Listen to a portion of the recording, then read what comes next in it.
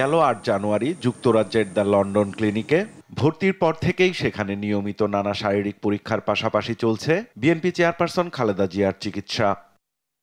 মঙ্গলবার BNP chairperson Khaleda জিয়ার ব্যক্তিগত চিকিৎসক ডাক্তার এজেডএম জাহিদ হোসেন জানান, গেল ৫.৫ বছরে বন্দি দশার কারণে যে শারীরিক ক্ষতির শিকার হয়েছেন খালেদা জিয়া, তার সাথে তার বয়সের কথা বিবেচনায় নিয়ে চিকিৎসা পদ্ধতি অনুসরণ করবে চিকিৎসকরা।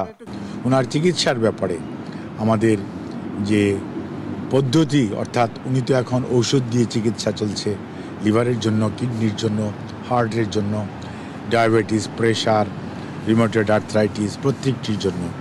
এর বাইরেও আরও যদি কোনো চিকিৎসা করা যায়, সেজন্যই আমরা জন হপকিন্সের মেডিকেল টিমের সদস্যরাও এখানে অংশগ্রহণ করেছিল, যাতে আমরা এটাকে একটা আপনার এক ছাদের নিচে চিকিৎসা, যেটা বলে ওয়ান আমব্রেলা নিচে ওয়ান স্টপ সার্ভিসের মতো, সেটা করার ব্যাপারে ওনারা উদ্যোগ গ্রহণ করেছেন।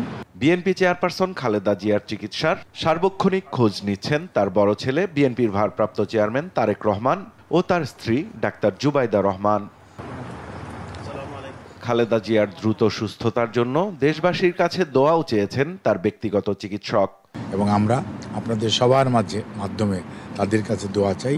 আর পরিবারের সদস্যরা সার্বক্ষণিকভাবে ওনার যে নিকট আত্মীয়, বিশেষ করে ওনার 2 পুত্র এবং 3 নাতনি, ওনারা সবসময়ই এবং দেশের বাইরেও যারা আছেন তারা সবসময় ওভার টেলিফোন ওনার চিকিৎসার ব্যাপারে সার্বক্ষণিকভাবে যোগাযোগ রাখছেন।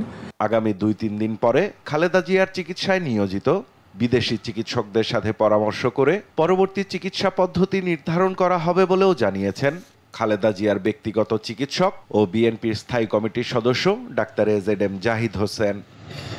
সাইফুল রিপন, দেশ টিভি, ঢাকা।